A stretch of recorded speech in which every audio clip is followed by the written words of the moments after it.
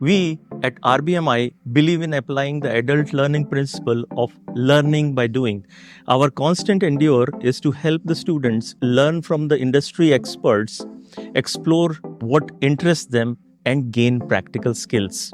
Our students love quenching their curiosity by spending hours in our highly resourceful lab. Under the live project assignment, students get to push their creative limits and create meaningful solutions. Let me take you to one of the current live projects in the IoT research lab. The students worked on building a web server for home automation.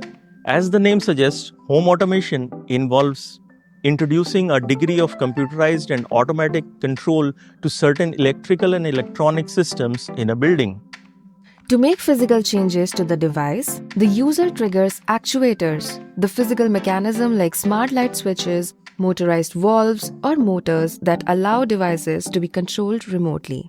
We build a web server that allows the user to quickly build interfaces for controlling and monitoring hardware projects from their iOS and Android devices.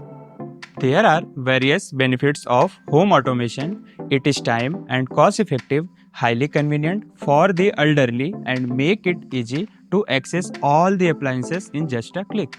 At RBMI, we are committed to nurture 21st century professionals right from the start.